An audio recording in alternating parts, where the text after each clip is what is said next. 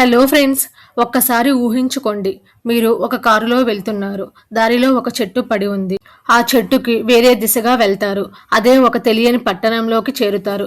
వెనక్కి వెళ్ళడానికి ప్రయత్నిస్తే దారి మళ్ళీ అదే విలేజ్ లోకి తీసుకొస్తుంది. బయటకు వెళ్లే దారే లేదు. రాత్రి అయ్యిందంటే అడవి నుండి మనుషుల వంటి భయంకరమైన జీవులు వస్తాయి. అవి మిమ్మల్ని చూసి చంపి తింటాయి. ఇదే ఫ్రమ్ సిరీస్ కథ. ఇది అమెజాన్ ప్రైమ్ లో అందుబాటులో ఉంది.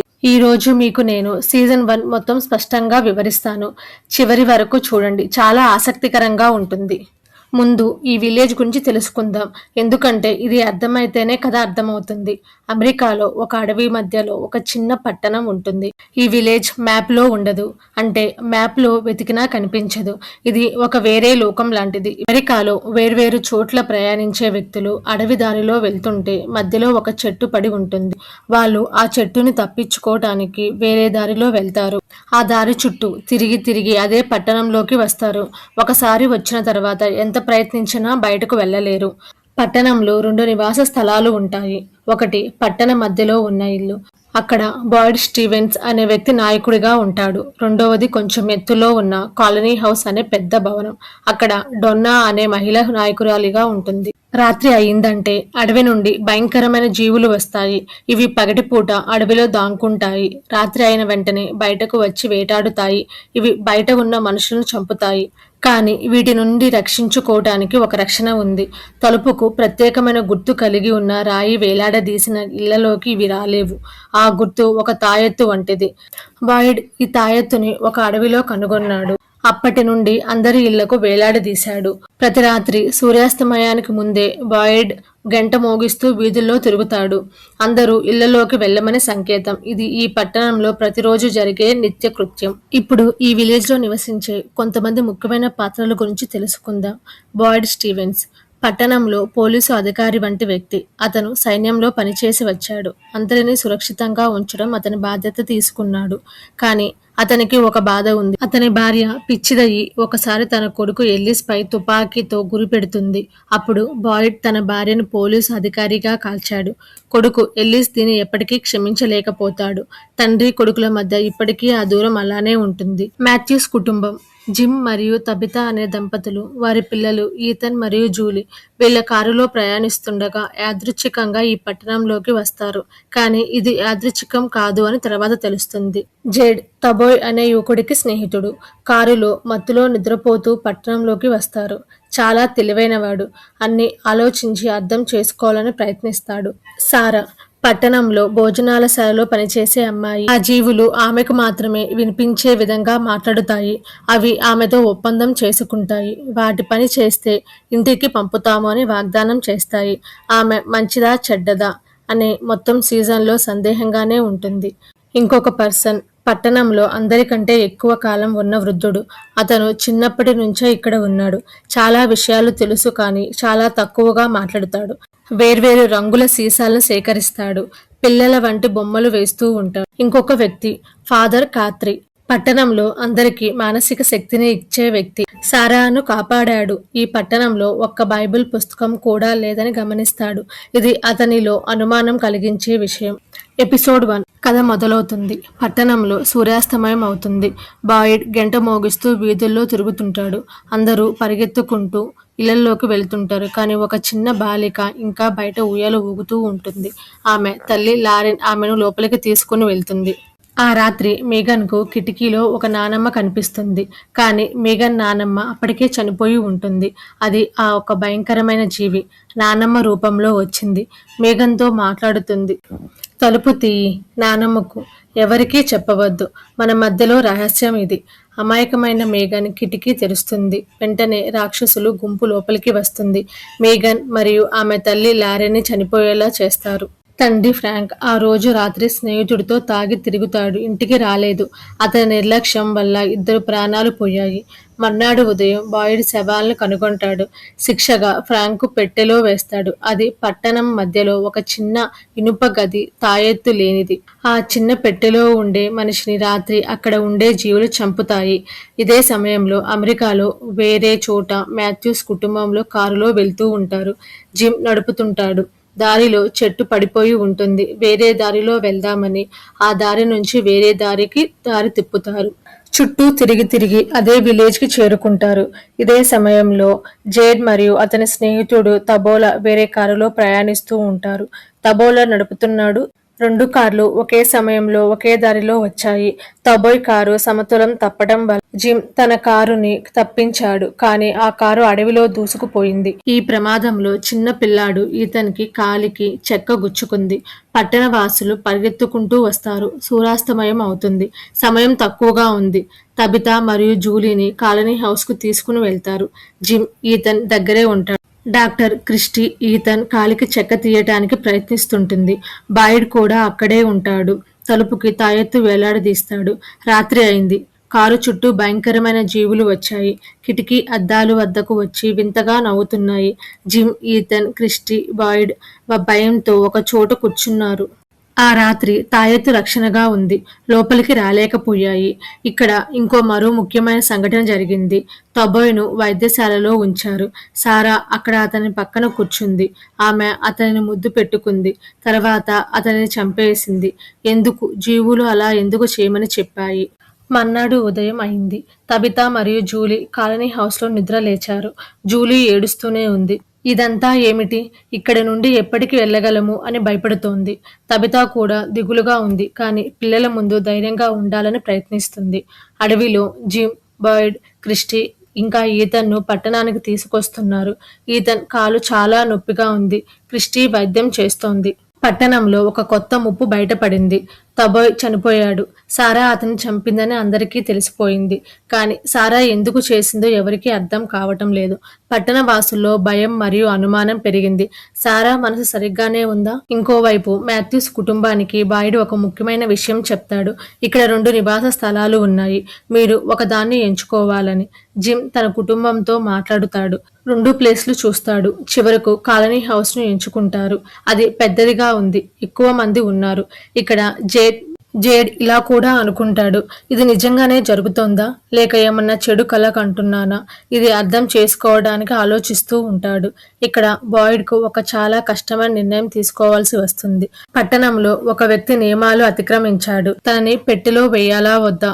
అంటే ఆచరణలో చనిపోయేలా శిక్షించాలా వద్దా? ఇది బాయిడ్ మనసును చాలా కష్టపెట్టింది. ఎందుకంటే నాయకుడి నియమాలు అవసరం. కానీ మనిషి ప్రాణం కూడా చాలా విలువైనది. జూలీ నెమ్మదిగా కాలనీ హౌస్ లో కొత్త స్నేహితులతో కలిసిపోతుంది. ఎల్లిస్ బాయిడ్ కొడుకు మరియు ఫాతిమా ఆమెతో మాట్లాడుతుంది. జూలీ మొదలు కొంచెం ఆనందంగా అనిపించడం మొదలు పెడుతుంది. జిమ్ మరియు తబితా అండ్ ఈథెన్ విలేజ్ కాలనీలో ఉంటారు. జిమ్ మరియు తబితా మధ్య ఒక పెద్ద గొడవ అవుతుంది. రోజు రోజుకి ఈ పట్టణంలో ఇరుక్కుపోయేలా ఉన్నాము అని ఆందోళనలో భయపడుతూ ఉంటారు. వారి వివాహ జీవితంలో ఇప్పటికే కొన్ని సమస్యలున్నాయి. ఈ పరిస్థితి వాటిని మరింత పెంచింది. ఈథన్ మరియు విక్టర్ కలిసి అడవిలో వెళ్తారు. విక్టర్ ఈథన్కు ఒక అద్భుతమైన విషయం చూపిస్తాడు. దూర చెట్టు అని పిలిచే ఒక ప్రత్యేకమైన చెట్టు. ఈ చెట్టు లోపలికి వెళ్తే వేరే చోటుకి వెళ్ళవచ్చు. ఇది ఒక రహస్య సొరంగం వంటిది.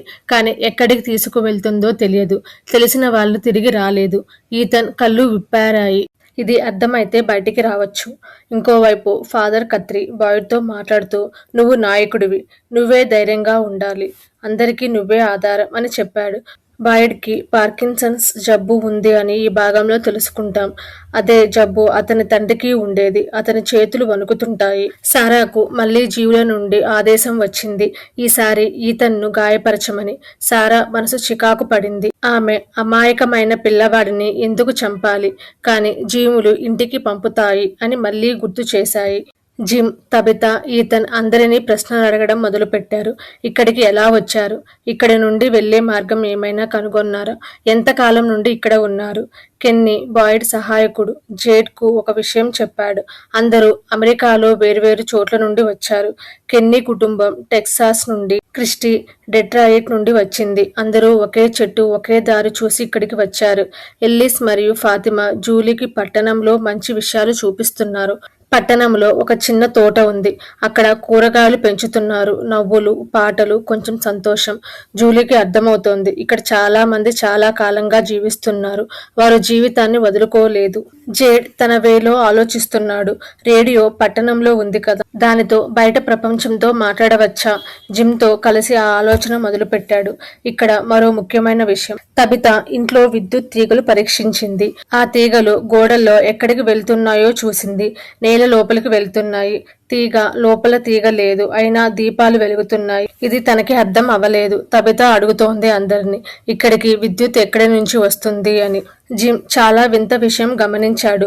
విద్యుత్ తీగ లోపల రాగి తీగ లేదు, కేవలం ఖాళీ గొట్టం. అయినా దీపాలు, అన్ని పరికరాలు అన్ని పనిచేస్తున్నాయి. ఇది అసాధ్యం, కానీ ఇక్కడ జరుగుతోంది. తబిత ఇంకొంచెం తవ్వింది. నేల లోపల ఆ తీగ లేని చోటుకి వెళ్తోంది. అంటే ఈ పట్టణానికి విద్యుత్ ఏదో అదృశ్య శక్తి నుండి వస్తోంది అని తెలుసుకుంది. అదే సమయంలో తబితాకు ఒక విచిత్రమైన వస్తువు కనుగొనింది. చాలా సంవత్సరాల క్రితం ఆమె జిమ్ కోసం తయారు చేసిన గ్లాస్ బ్రాస్లెట్. ఇది ఇక్కడికి ఎలా వచ్చింది? ఆమె దాన్ని ఇక్కడ ఉంచలేదు. ఇది ఆమెకు చాలా అలజడి కలిగించింది. ఈ పట్టణం వారి గురించి ముందే ఏదైనా తెలుసా? ఈ భాగంలో జీవుల గురించి ఒక ముఖ్యమైన రహస్యం బయటపడింది.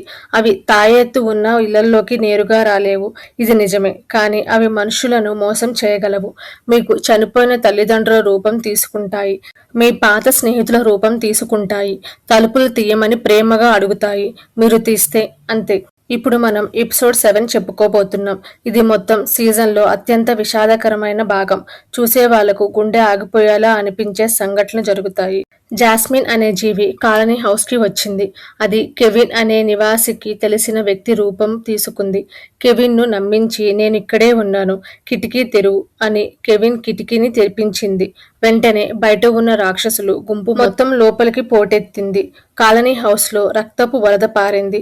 ఒకే రాత్రిలో 14 మంది చనిపోయారు. మిగిలిన వాళ్ళు శవాల మధ్య కూర్చున్నారు. ఏడుపు, అరుపులు, నిస్పృహ. ఎల్లిస్ మరియు ఫాతిమా బతికారు. జూలీ బతికింది. కానీ కాలనీ హౌస్ అందరి ఆశని అడగంటింది. ఇక ఎప్పటికీ ఇంటికి వెళ్ళలేం అని అందరూ అనుభవించారు. అదే రాత్రి మరొక విషాదం. ఫాదర్ కత్రిని జీవులు దాడి చేశాయి. అతను బాయిడ్ చేతుల్లో చనిపోయాడు. చనిపోయే ముందు ఒక రహస్యం చెప్పాడు. సారాను చర్చి అండర్ గ్రౌండ్ లో బంధించాను. ఎందుకంటే సారా జీవులతో మాట్లాడగలదు. ఆమె ద్వారా నిజం తెలుసుకోవాలని అతను ప్రయత్నిస్తున్నాడు. ఆమెను చంపకు, ఆమె ద్వారా జవాబు వెతుకు అని చెప్పి కత్రి చనిపోయాడు. ఇది బాయిడ్ కి చాలా కష్టంగా అనిపించింది. ఒక్క రాత్రిలో ఇంతమంది పోయారు. నాయకుడిగా తాను ఏమీ చేయలేకపోయానని తనకు తాను నిందించుకున్నాడు. ఇక భయంతో నిజం తెలుసుకోవాలని అడవిలోనికి వెళ్లాలని అనుకున్నాడు. జిమ్ మరియు జేడ్ కాలనీ హౌస్ పైన ఒక రేడియో గోపురం నిర్మించారు. బయట ప్రపంచంతో సంప్రదించాలని చాలా కష్టపడి నిర్మించారు. ఒక తుఫాను వచ్చి అందులో రేడియోలో ఒక వింత గొంతు వచ్చింది. అది ఆ జీవిలో ఒకరిది. జిమ్ కు చెప్పింది, నీ భార్య ఇంట్లో తవ్వడం ఆపమని. అంటే జీవులకు తబిత ఏం చేస్తుందో తెలుసు. అవి దానిని ఆపాలని అనుకుంటున్నాయి. ఇది మరింత భయంకరంగా అనిపించింది. తబిత ఇంట్లో నేల తవ్వుతూనే ఉంది. ఒక రాత్రి భూమి చీకటిలో పగిలింది. ఒక రహస్య సొరంగం తెరుచుకుంది. తబిత లోపలికి వెళ్తుంది. అక్కడ విద్యుత్ తీగలు నేల మీదున్నాయి. కానీ ట్యూబ్ లోపల ఏ వైర్లు లేవు. అది నిజంగా ఏమీ లేని చోటుకు వెళ్తున్నాయి. అంటే ఈ పట్టణంలో విద్యుత్ ఒక అదృశ్య శక్తి నుండి వస్తోంది. ఆ సొరంగంలో హఠాత్తుగా తబితాకు విక్టర్ కనిపించాడు. అతను అక్కడ ఎలా వచ్చాడు? అతను దూర చెట్టు వాడాడు. కాలనీ హౌస్ మరణ హోమం రాత్రి అతని ప్రమాదం నుండి కాపాడుకోవడానికి దూర చెట్టు లోపల దూరాడు. అతను తబితాకు చెప్పాడు. తెల్లని అబ్బాయి ముందే చెప్పాడు, నువ్వు ఇక్కడికి వస్తావని. అంటే ఇదంతా ముందే నిర్ణయించబడి ఉంది అని సంకేతం. విక్టర్ మరొక ముఖ్యమైన విషయం చెప్పాడు. రాక్షసులు పగలు నిద్రించే చోటు. పగటిపూట సూర్య వెలుతురు వాటిని సహించదు. అందుకే అవి ఈ చీకటి సొరంగాల్లో దాక్కుంటాయి. అదే సమయంలో బాయిడ్ సారాను అండర్ గ్రౌండ్ నుంచి విడిచిపెట్టాడు. ఆమెను తీసుకుని అడవిలోకి బయలుదేరాడు. ఫాదర్ కత్రి చివరి కోరిక నెరవేర్చడానికి మరియు నిజం తెలుసుకోవటానికి. అడవిలో బాయిడ్ కి తన చనిపోయిన భార్య దర్శనమిచ్చింది. ఆమె ఒక సాలెడు గూట్లో చిక్కుకొని కనిపించింది. బాయిడ్ ఆమెను రక్షించాలని ముందుకు వెళ్తే సాలెపురుగులు అతని చుట్టుముట్టాయి. ఒక పురుగు అతన్ని కుట్టింది. ఇది నిజమా లేదా భ్రమ తెలియదు. కానీ బాయిడ్ నొప్పితో అలమటించాడు. అడవిలో బాయిడ్ కి ఒక విషయం కనుగొన్నాడు. చెట్టుకి వేలాడుతున్న సీసాలో ఒక కాగితం కనిపించింది. దానిపై 1864 అని రాసి ఉంది. ఇది 1864 నుండే ఉన్నారా ఇక్కడ? ఈ పట్టణ చరిత్ర చాలా పాతది అని తెలుసుకున్నాడు. 10th episode. ఇది అత్యంత ముఖ్యమైన భాగం. అనేక ప్రశ్నలతో సీజన్ ముగుస్తుంది. బాయిడ్ మరియు సారా అడవిలో ఒక అద్భుతమైన వెలుతురు చూస్తారు. దూరంలో ఒక దీపస్తంభం. దాని వెలుతురు కనిపిస్తోంది. అంటే ఏదైనా నీటి ప్రాంతం దగ్గరగా ఉందా? బయట ప్రపంచంకు దారి ఉందా? వారికి చాలా ఆశ కలుగుతుంది. కానీ సాలిడ్ కుట్టడంతో విషం బాయిడ్ శరీరంకి వ్యాపిస్తుంది. అతనికి తల తిరుగుతోంది. కాలు సహకరించడం లేదు. నేను ముందుకు వెళ్ళలేను అని సారాకు చెప్తాడు. నువ్వు వెళ్ళు, అందరికీ దీపస్తంభం గురించి చెప్పు అని పంపాడు. అదే సమయంలో సారాకు తెల్లని అబ్బాయి కనిపిస్తాడు. అతడు సారాకు సైగ చేస్తాడు. దూర చెట్టులో లోపలికి దూరమని, బాయిడ్ను కూడా దూరమని చెప్తాడు. ఇద్దరూ లోపలికి వెళ్తారు. కానీ ఇద్దరు వేర్వేరు చోట్లకు వెళ్తారు. సారా ఎక్కడికి వెళ్ళిందో తెలియదు. బాయిడ్ ఒక భయంకరమైన చోటుకి వెళ్తాడు. 4 వైపులా మందమైన రాతి గోడలు. నిలబడటానికి మాత్రమే చోటు ఉంటుంది. ఇక్కడ ఆహారం, నీరు, గాలి ఏమీ లేవు. అతను అరిచాడు. ఎవరూ వినిపించుకోలేదు. ఇదే సమయంలో పట్టణంలో భోజనశాలలో రేడియో మళ్లీ వాటంతట అవే పాటలు వాయించడం మొదలుపెట్టింది. పట్టణం తలుపులు మళ్లీ తెరుచుకున్నాయి.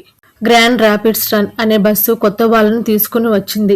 అంటే ఈ పట్టణంలో మళ్లీ కొత్త వాళ్ళను లోపలికి తీసుకువస్తూనే ఉంది. ఇది ఆగదు. తబిత సొరంగంలోకి ఇంకా లోతుగా వెళ్తుంది. అక్కడ గుహ గోడలపై అనేక బొమ్మలు చెక్కి ఉన్నాయి. పట్టణ బొమ్మలు, రాక్షసుల బొమ్మలు, కాకులు, చెట్లు ఇవన్నీ ఏవేవో పురాతన కాలంలో గీశారు. అంటే ఈ చరిత్ర చాలా పురాతనమైనది. సీజన్ ఈ 4 పెద్ద ప్రశ్నలతో ముగుస్తుంది. మొదటి ప్రశ్న, బాయిడ్ ఆ రాతి గది నుండి బయటపడతాడా? అతను బతుకుతాడా అసలు? రెండవ ప్రశ్న, సారా ఎక్కడికి వెళ్ళింది? ఆమె సురక్షితంగా ఉందా? మూడవ ప్రశ్న, తబిత కనుగొన్న సొరంగం ఎక్కడికి దారి తీస్తుంది? రాక్షసులు ఇప్పుడు అక్కడ ఉన్నారా? నాలుగవ ప్రశ్న, ఈ పట్టణం ఏమిటి? ఇది ఎందుకు అమాయక మనుషులను చిక్కుకుంటుంది? ఈ సీజన్ లాస్ట్ వంటి సిరీస్ ను గుర్తు చేస్తుంది. ప్రతి భాగంలో ఒక ప్రశ్నకు సమాధానం దొరికేలోపే 10 ప్రశ్నలు పుడతాయి. ఇప్పుడు సీజన్ 4 కూడా స్టార్ట్ అయింది.